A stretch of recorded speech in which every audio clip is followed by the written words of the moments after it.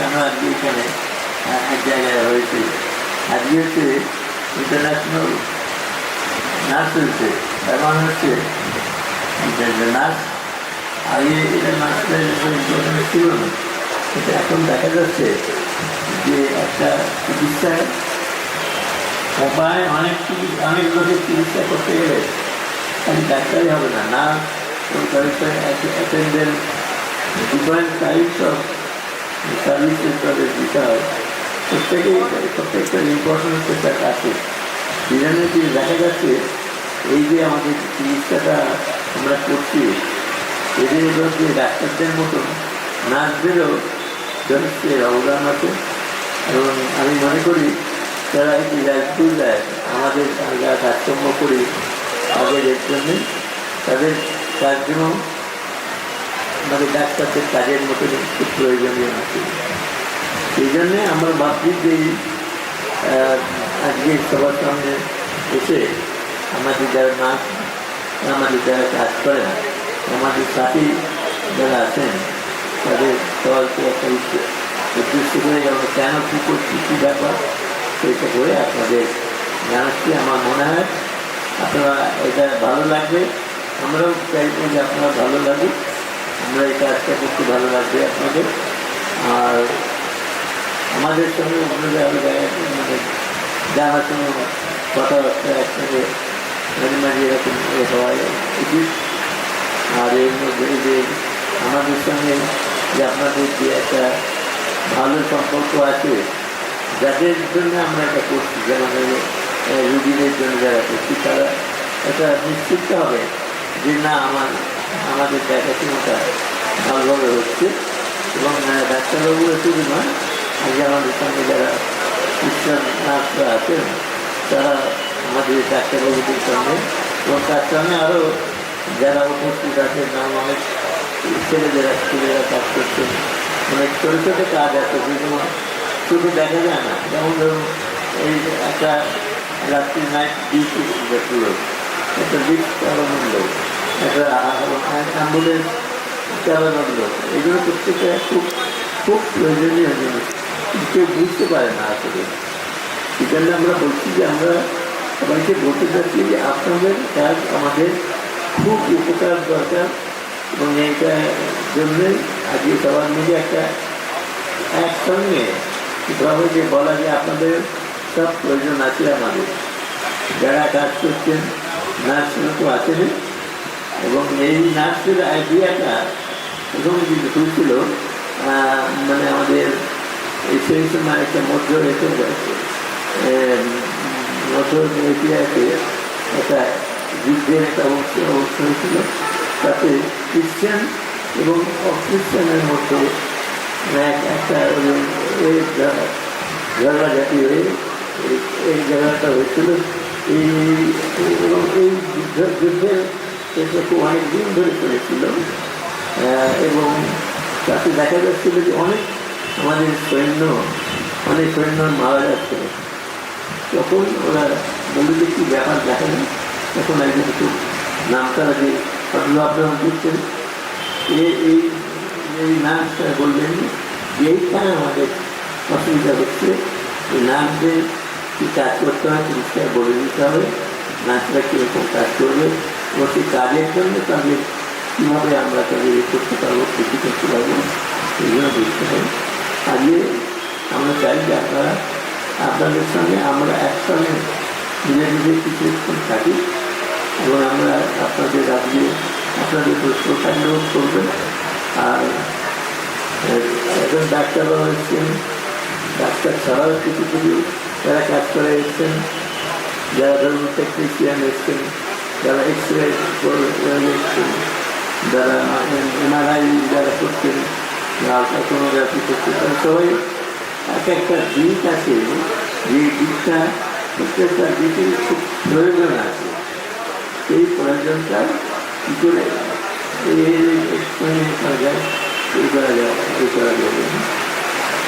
তারা শুনুন, আমাদের ডাক্তারবাবুরা আছেন, একজন এর উপরে বলবেন যে আগের লোকে ভাবতে আমি সেবা করছি, সেটা এটা একদম পুরোপুরি পাল্টে গিয়ে বললো যে আমি ভগবানের নামে করে সেবা করছি, শিব জানে জীব সেবা। শিবের মানে এই মানে আমি এমনি সেবা নয়, তাকে ভগবানের মতন মনে করি আমি সেবা করছি। এইরকম একটা ধরনের মনে যদি ধারণা থাকে তাহলে ভারতবর্ষের একটু ধর্মনিষ্ঠ দেশ, নানান ধরনের মানুষ একসঙ্গে থাকি আমরা, এবং সেটা একসঙ্গে যাতে ঠিক মনে হলে কাজটা হয়। আমাদের সবটাকে দরকারি করতে একটা অসুস্থ লোককে সেবা করে সুস্থ করতে পারি। যাই হোক, আপনারা দেখুন আজকে নানান ধরনের কথাবার্তা, নানান ধরনের ইয়ে হবে, আমার মনে হয় আপনাদের ভালো লাগবে। ধন্যবাদ। ঠিক আছে।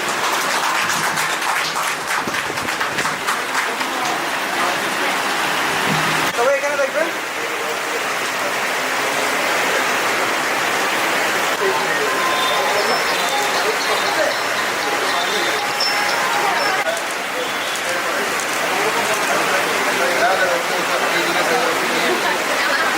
আরেকটা একটা এখানে সবাই, হ্যাঁ এখানে আবার সবাই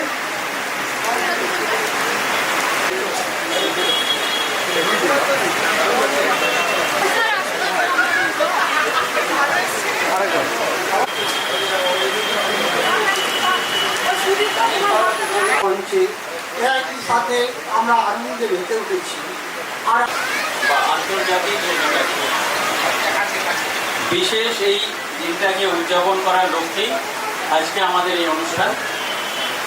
এই অনুষ্ঠানে আগত সকল চিকিৎসক, আমাদের ডিরেক্টররা, আমাদের এখানে কর্মরত নার্স, অন্যান্য কর্মচারী এবং অন্যান্য অতিথি সকলকে আমার এবং আমাদের হসপিটালের তরফ থেকে জানাই শুভেচ্ছা ও অভিনন্দন।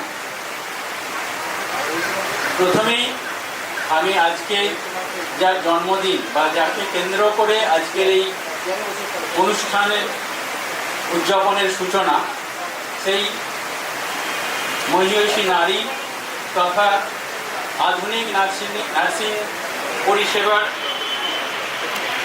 জননী ফ্লোরেন্স নাইটিঙ্গেলকে জানাই আমার বিনম্র শ্রদ্ধা ও কৃতজ্ঞতা।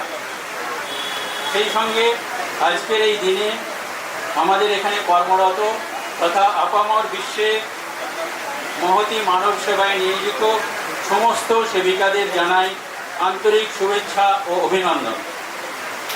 অসুস্থ আর্ত পীড়িতদের সেবা করার মতো এক কঠিন ও দায়িত্বশীল কাজকে পেশা হিসেবে গ্রহণ করার জন্য তাদেরকে আমার সবিশেষ ধন্যবাদ।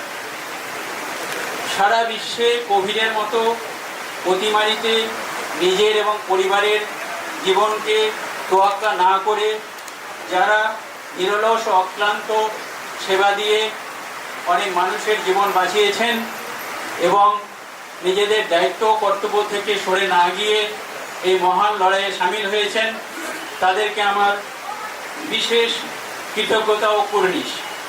আর যারা এই লড়াইয়ে সামিল হয়ে নিজেদের জীবন বিসর্জন করেছেন, সেই অকুতভয় নার্সদের জানাই বিশেষ শ্রদ্ধা এবং শান্তি জানাই তাদের বিদেহী আত্মাদের। এই আজকের অনুষ্ঠানের ইতিহাস বা সূচনা সকলেরই প্রায় জানা। ফ্লোরেন্স নাইটিঙ্গেলের আজকে জন্মদিন। একটা উদ্দেশ্য সেই জন্মদিনকে পালন করা এবং সেই জন্মদিন পালনের সঙ্গে সঙ্গে যারা এই বিশেষ কাজে নিয়োজিত সেই নার্সরা, তাদের কাজকে আমাদের স্বীকৃতি দেওয়া, যে একটা বিশেষ কাজ, অন্য কাজের সঙ্গে এটার অন্য কোনো পার্থক্য আছে, সেই কাজকে স্বীকৃতি দেওয়া, উৎসাহিত করা, যার জন্য আমাদের আজকের এই অনুষ্ঠানের সূচনা। আমরা সেই জন্য এখানে কিছু সাংস্কৃতিক অনুষ্ঠানের আয়োজন করেছি, যেখানে পার্টিসিপেন্ট মূলত আমাদের এখানকার নার্সরাই। সেটা আমরা শুরু করব। প্রথমেই আমাদের এখানে উপস্থিত আমাদের এই হসপিটালের ফাউন্ডার বা কর্ণধার বা এখানকার শিলিগুড়ি তথা উত্তর পূর্ব ভারতের বিশিষ্ট চিকিৎসক ডক্টর কেসি মিত্র, শ্রদ্ধেয় ডক্টর কেসি মিত্র আমাদের এখানে উপস্থিত আছেন। আমি অনুরোধ করব তাকে এই অনুষ্ঠানে কিছু বলার জন্য।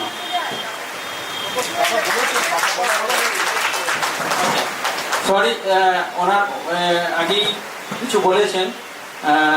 এখন আমরা আমাদের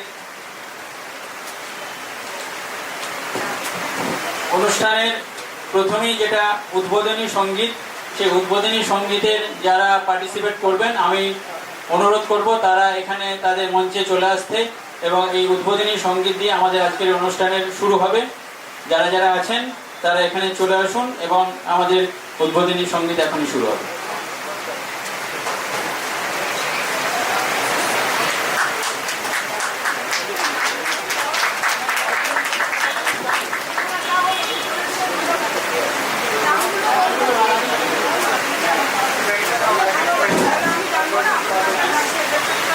আমাদের এই ইনঅগারাল সঙ্গে যারা পার্টিসিপেট করছেন বা অংশগ্রহণ করছেন তারা আছেন সুদীপ,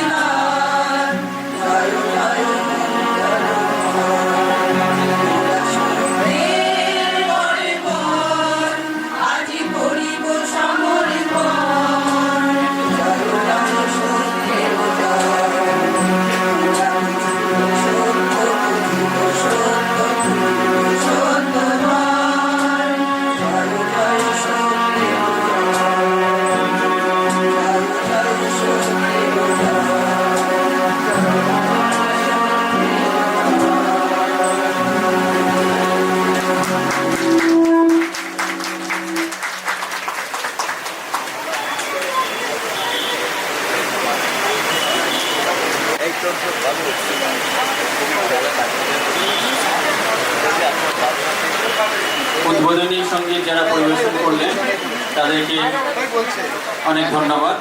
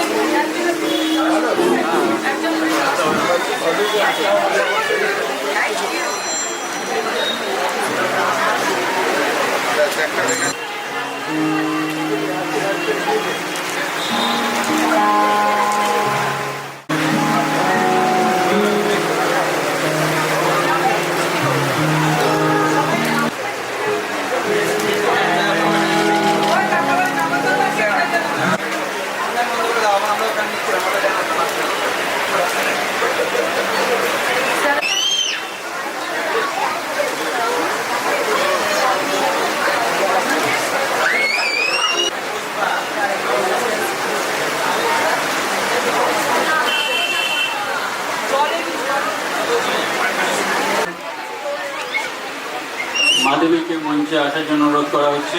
সকলকে আমাদের তরফ থেকে ধন্যবাদ।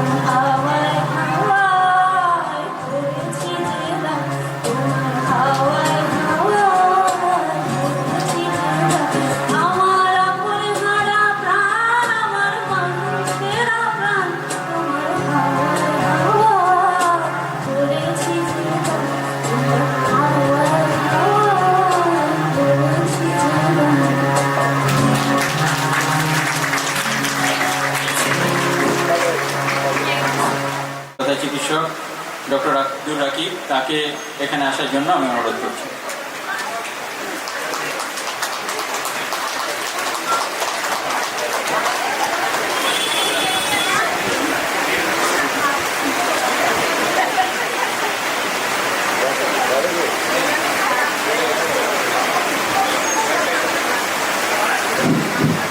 হ্যালো, আচ্ছা, good afternoon or good evening. আমি বাংলায় বলবো না, আমি একটু ইংলিশে বলবো, if you don't mind. So thank you very much for joining today's program and with all your energy and enthusiasm for making this a success. So we all know what Nurses Day is. 12th of May is the birthday of Florence Nightingale. There was a joke. I don't see it as a joke, but a child was one asked, if you save one person, who are you? You are a hero. If you save hundreds of lives, who are you? You are a nurse.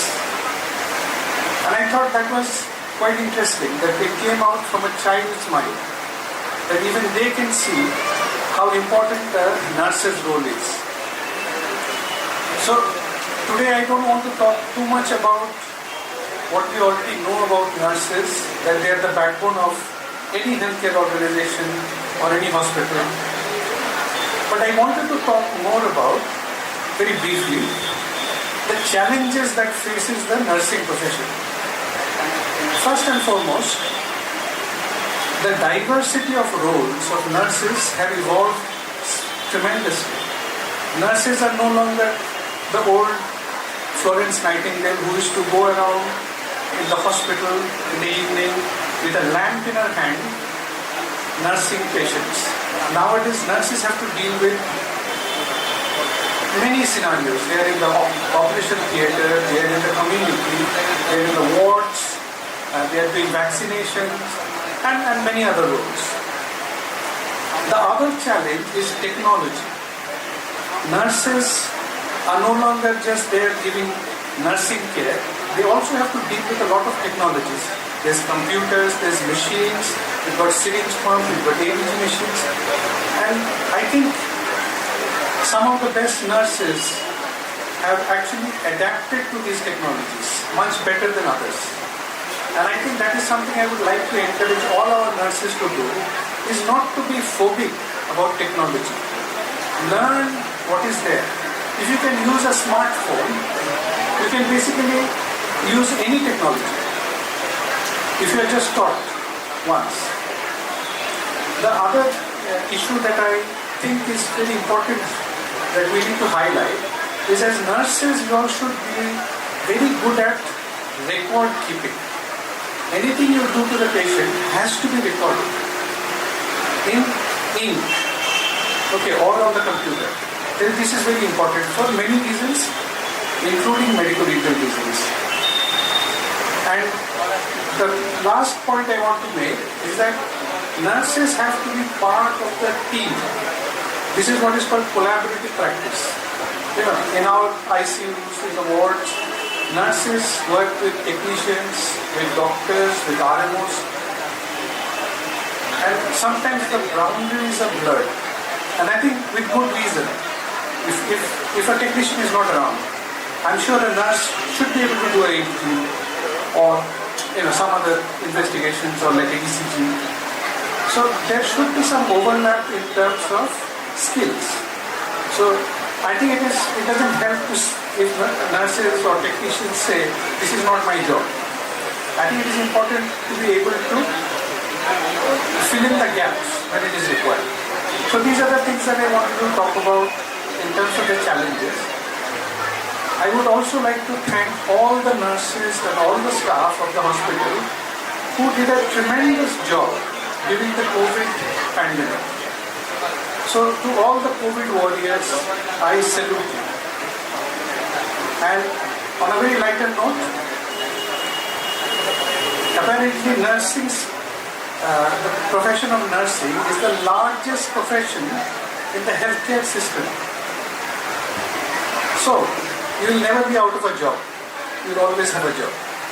Thank you.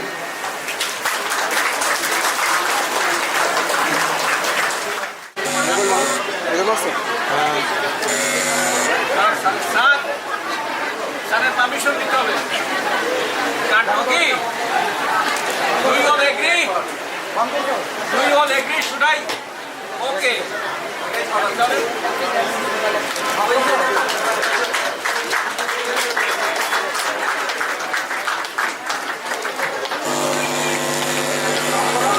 সময় নাই। এক নাম্বারটা করা হবে, এক নাম্বারটা করে এখানে Thank you. কাটা হয়ে গেছে।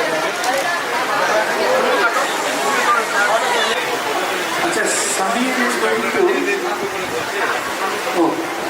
is going to play the piano, and he's going to play 2 songs. I just want to give a slight background to these 2 sort of themes that he's going to play. The first one is from the movie Godfather. Have you seen Godfather? And the background to this song is that The Godfather was actually played by an Italian musician called Nino Rota. And actually the name of the song is Speak Softly Love, which I think is very pertinent for our ICU. As nurses, you need to speak very softly. So that is about The Godfather. We will hear in a moment. The second one is quite interesting. It is also the theme song from the movie Interstellar. If you have seen the movie Interstellar, the music was composed by currently the most famous composer. His name is Hans Zimmer. Hans Zimmer is a Jewish German composer who had no formal training ever in his life. He is self-taught. He taught himself 14 or 15 instruments on his own. And he used to experiment with various instruments and also non-instruments. So here he actually won 2 Oscars and 4 Grammys. So he's currently known as the best composer in Hollywood.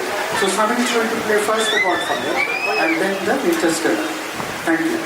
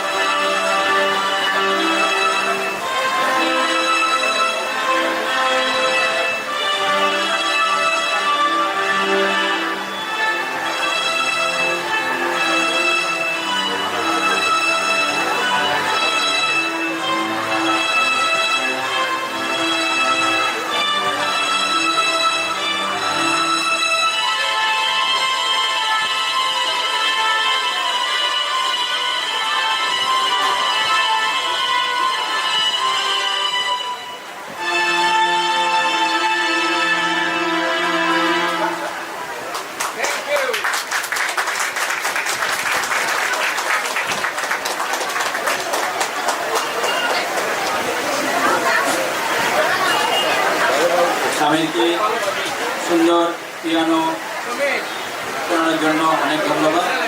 এখন আমাদের এখানে সঙ্গীত পরিবেশন করবেন আমাদের এখানকার চিকিৎসক doctor Adita কর।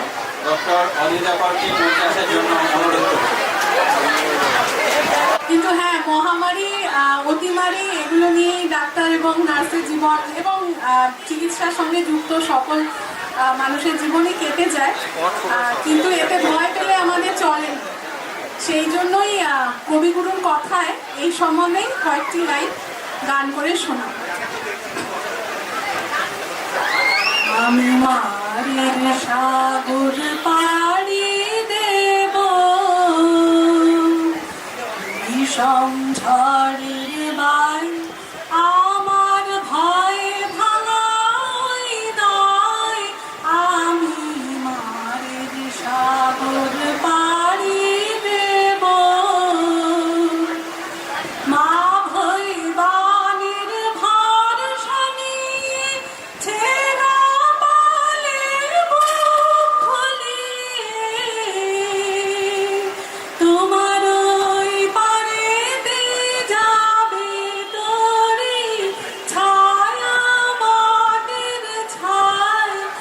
আমি মারের সাগর পাড়ি দেব, বিষম ঝড়ের বাই আমার ভয় ভাঙাই নয়। আমি মারের সাগর পাড়ি দেব, পথ আমার সে দেখাবে যে আমারে চাই। আমি অভয় মনে ছাড়ব তোরে, এই শুধু মোর দায়, এই শুধু মোর দায়। দিন ঘুরালে জানি জানি পৌঁছে ঘাটে দেব আমি। আমার দুঃখ দিনের রক্ত কমল তোমার করুণ পায়। আমি মারের সাগর পাড়ি দেব, বিষম ঝড়ের বাই আমার ভয় ভাঙাই নয়। আমি মারের সাগর পাড়ি দেব।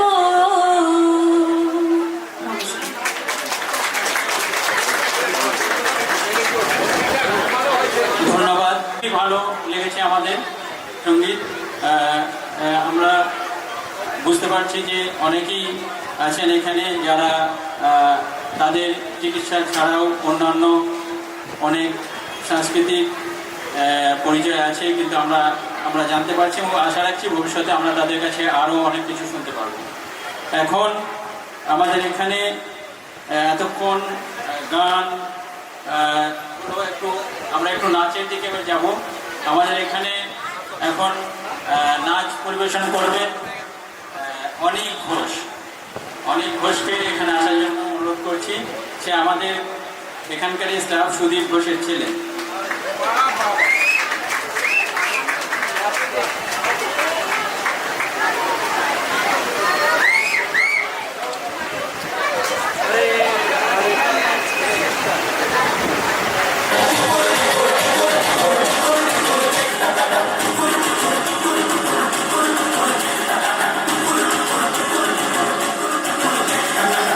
जश्नबाजी की शाम है, जश्नबाजी की शाम है।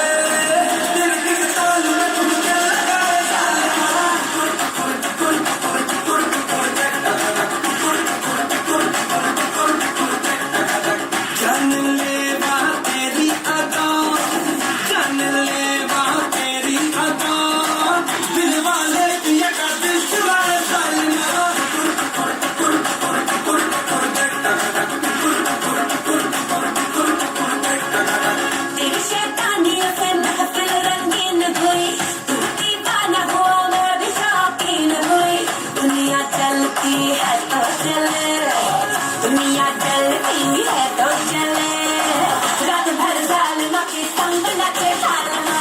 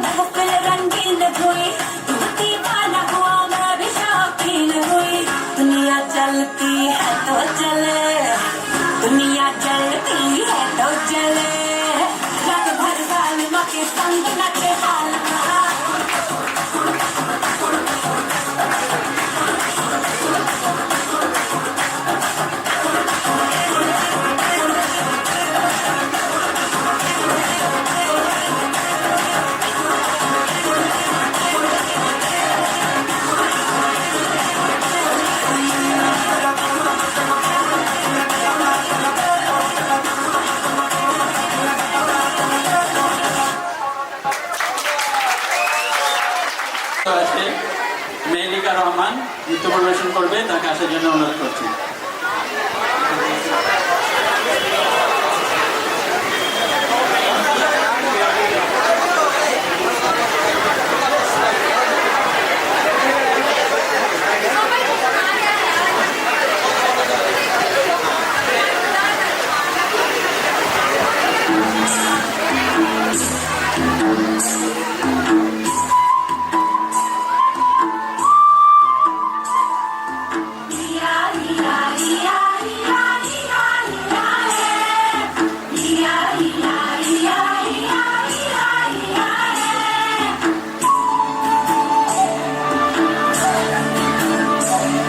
এই রাঙা মাটির পথে এলো মাদল বাজে বাজে বাঁশের বাঁশি,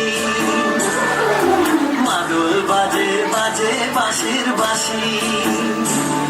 এই রাঙা মাটির পথে এলো মাদল বাজে বাজে বাঁশের বাঁশি,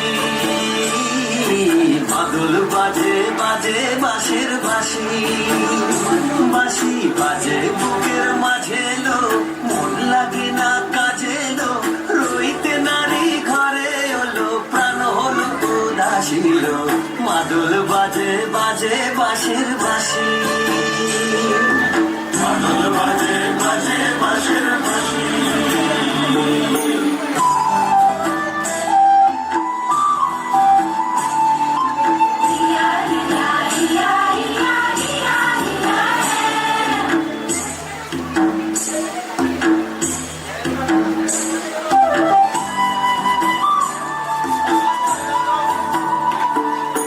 মাদলিয়ার তালে তালে অঙ্গটা দুলে লো, অঙ্গটা দুলে। মাদলিয়ার তালে তালে অঙ্গটা দুলে লো, অঙ্গটা দুলে। দোল লাগে সার পিয়াল বনে নতুন খোপার ফুলে লো, মহুয়া বনে লুটিয়ে পড়ে মাতা যাদের হাসিল। মাদল বাজে বাজে বাঁশের বাঁশি,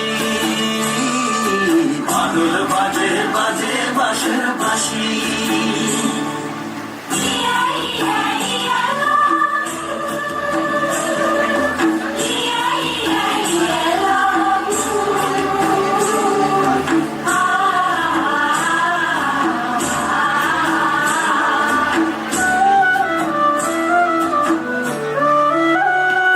চোখে ভালো লাগে যাকে তারে দেখবো পথের বাঁকে, চোখে ভালো লাগে যাকে তারে দেখবো পথের বাঁকে। তার চাঁচড় কেশে পরিয়ে দেব ঝুমকো জবার ফুল, তার গলার মালার কুসুম কেড়ে করবো কানের দুল। তার নাচের তালের ইশারাতে বলবো ভালোবাসিল, মাদুল বাজে বাজে বাঁশের বাঁশি, মাদুল বাজে বাজে বাঁশের বাঁশি। বাঁশি বাজে বুকের মাঝে লো, মন লাগে না কাজে লো, রইতে নারী ঘরে হলো প্রাণ হলো উদাসীল। মাদুল বাজে বাজে বাঁশের বাঁশি, মাদুল বাজে বাজে বাঁশের বাঁশি।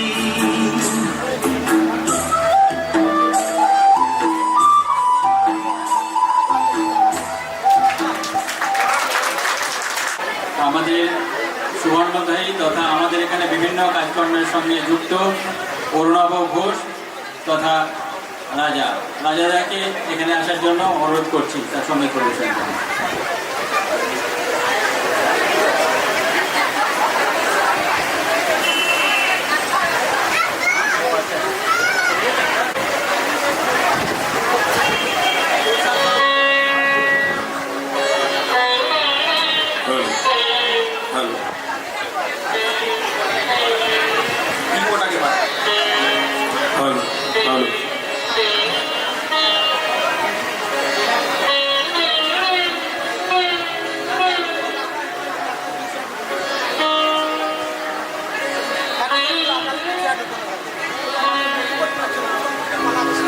অমর শিল্পী কিশোর কুমার, তোমাকে জানাই প্রণাম।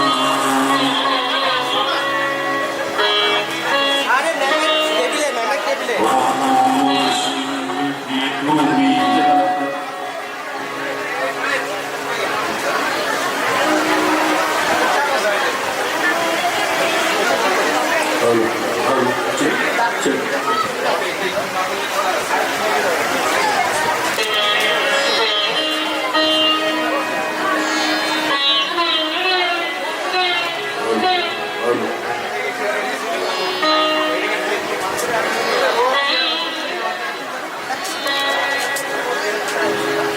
অমর শিল্পী তুমি কিশোর কুমার, তোমাকে জানাই প্রণাম।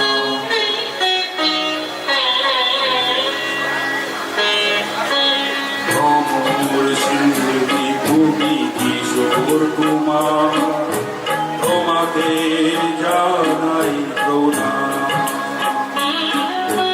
অমর শিল্পী তুমি কিশোর কুমার, তোমাকে জানাই প্রণাম। সারাটা পৃথিবী জুড়ে তোমার কাদের সুরে ছড়ানো যে ভারত মায়ের নাম, তোমাকে জানাই প্রণাম।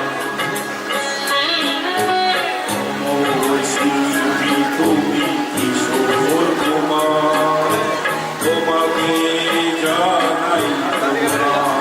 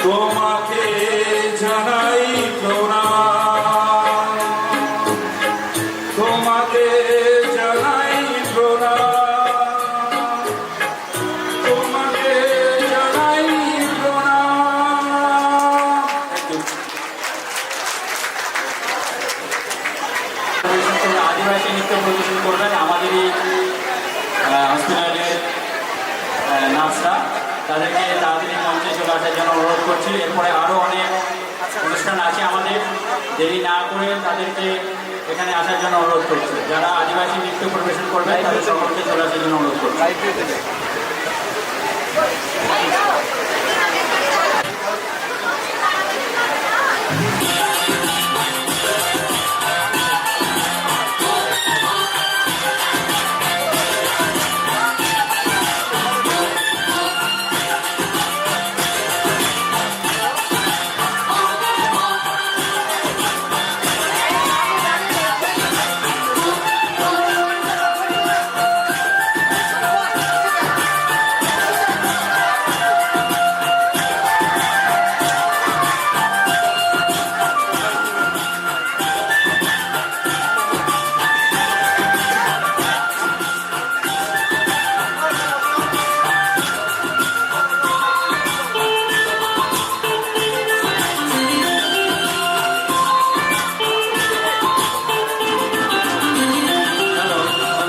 সবাইকে একটু বসার জন্য অনুরোধ করছি, প্লিজ ফটো তোলার জন্য কেউ দাঁড়িয়ে যাবেন না, প্লিজ বসুন, আগে বসুন, আগে সামনে যারা আছে তারা দেখতে পাবেন না।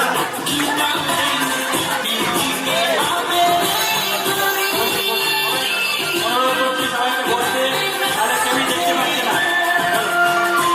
প্লিজ প্লিজ সবাইকে একটু বসার জন্য অনুরোধ করছি।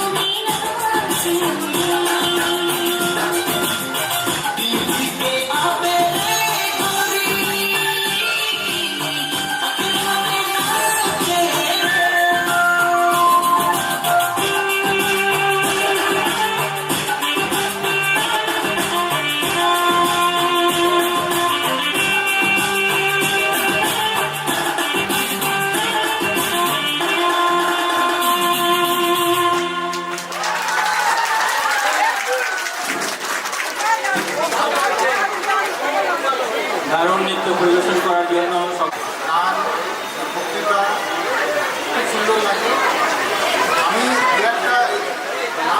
কথাটার বাংলা অর্থ হচ্ছে সেবিকা। তো এই সেবিকা কথাটা এসছে সেবা থেকে। তো এই সেবার ওপরে দু তিনটে ছোটো ছোটো গল্প বলতে চাই। এই গল্পগুলো নেওয়া হচ্ছে ঠাকুর মা স্বামীজির জীবন জীবনী থেকে। প্রথম গল্পটা 1884 খ্রিস্টাব্দে দক্ষিণেশ্বরের মন্দির। শরৎ মহারাজ, নরেন্দ্র, রাখাল, জনাকয়েক ভক্ত দক্ষিণেশ্বরে উপস্থিত হয়ে দেখলেন ঠাকুর গৃহমধ্যে ভক্তগণ পরিবৃত হয়ে বসে আছেন। কথা প্রসঙ্গে বৈষ্ণব ধর্মের কথা উঠল এবং এই মতের সারমর্ম সমবেত সকলকে সংক্ষেপে বুঝাইয়া তিনি বললেন, তিনটি বিষয় পালন করার কথা: নামে রুচি, জীবে দয়া, বৈষ্ণব পূজন। সর্বজীবে দয়া এই পর্যন্ত বলিয়াই তিনি সহসা সমাধিস্থ হয়ে পড়লেন। কিছুক্ষণ ওইভাবে থেকে পরে অর্ধ বাহ্যদশায় বলিতে লাগিলেন, জীবে দয়া, জীবে দয়া, দূর শালা, কীটাণুকীট তুই জীবকে দয়া করার কে? দয়া তো ভগবান করবেন, দয়া করবার তুই কে? না না, জীবে দয়া নয়, জীবে দয়া নয়, জীবে সেবা। সেদিন অনেকেই সেই কথাগুলো শুনেছিল, কিন্তু এক নরেন্দ্রই ঠিক ঠিক হৃদয়ঙ্গম করতে পেরেছিলেন। নরেন্দ্র মানে ভবিষ্যতের স্বামী বিবেকানন্দ। ঘর থেকে বেরিয়ে তিনি বাকিদের বলেছিলেন, আজ একটা অপূর্ব কথা শুনলাম। বনের বেদান্তকে এই ঠাকুর হারার গরবটি ঢুকিয়ে দিয়ে গেলেন।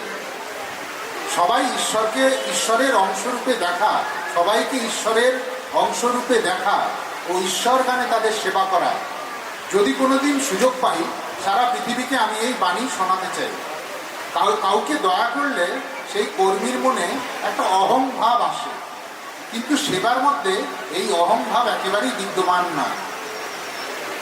দ্বিতীয় গল্পটি হল সরলা দেবী, যিনি ভবিষ্যতে নাম হয়েছিল প্রবজ্জিকা ভারতী প্রাণা এবং সারদা মঠের প্রথম প্রেসিডেন্ট।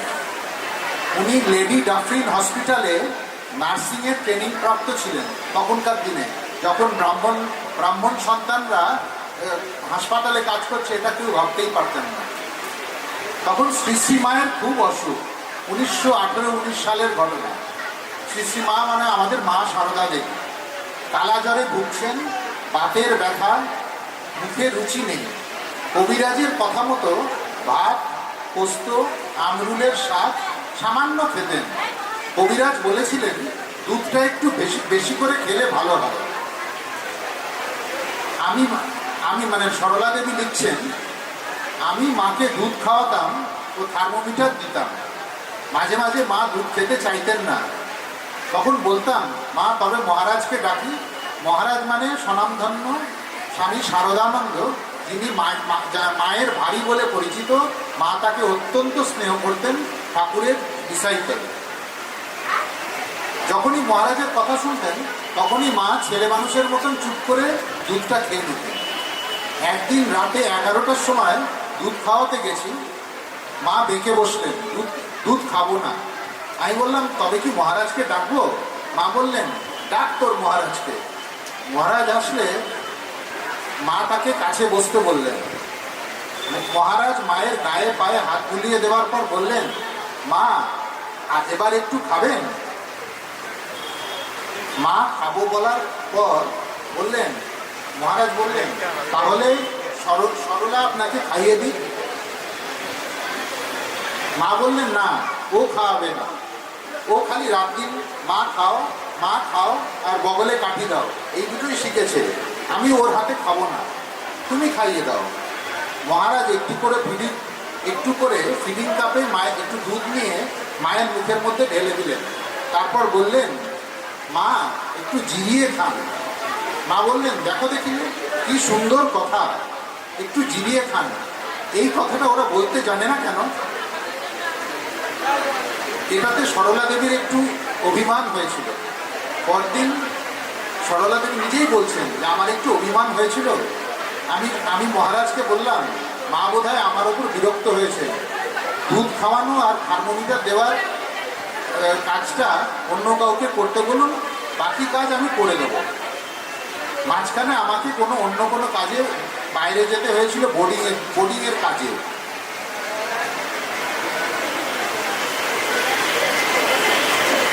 মা তখন নবাসনের বউকে জিজ্ঞাসা করলেন, সরলা কোথায় গেল? বোর্ডিংয়ে গেছি শুনে বললেন, সরলা কি আমার উপর রাগ করেছে? মায়ের ঘরে ঢুকতেই মা আমাকে বললেন, তুমি কি আমার উপর রাগ করেছো? আমি বললাম, না, রাগ করিনি। তবে কেন আমাকে দুধ খাওয়াচ্ছ না, বগলে কাঠি দিচ্ছ না? অসুখে ভুগে ভুগে কেমন হয়ে গেছি, কখন কি বলে ফেলি ঠিক নেই। আমার কথায় রাগ করো না মা। বলে উনি আমার মাথাটা নিজের বুকের ওপর রেখে আদর করলেন। আমি তখন অঝরে কাঁদছি।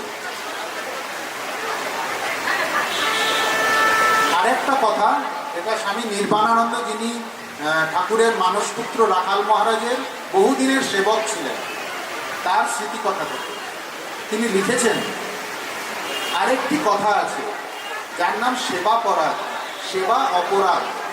সেবা করতে গিয়ে কখনো কখনো বহুদিন সেবা করার পর সেবকের মনে অহংকার জন্মায়। এই অহংকার সেবকের সেবা ভাবকে গুড়িয়ে দেয়। সেব্য সেবক সম্পর্কে একটি অদ্ভুত অধিকার বোধ আসে, যা থেকে পরে অশ্রদ্ধা ও তাচ্ছিল্য ভাব জন্মায়। বলাই বাহুল্য, এই ভাব নিয়ে সেবা হয় না, যেটা হয় সেটা হলো সেবা অপরাধ। তাই সেবকের অতি সতর্ক থাকা উচিত, যাতে কখনো তার মধ্যে অহংবোধ না আসে। ঠাকুরের অসীম কৃপায় পূর্বজন্মের বহু স্বীকৃতির ফলে আপনারা সেবক ও সেবিকা হতে পেরেছেন। আপনাদের মানুষ ভগবানের পুজোয় আপনাদের জীবন অতিবাহিত হোক, এই ঠাকুরের কাছে আমার প্রার্থনা।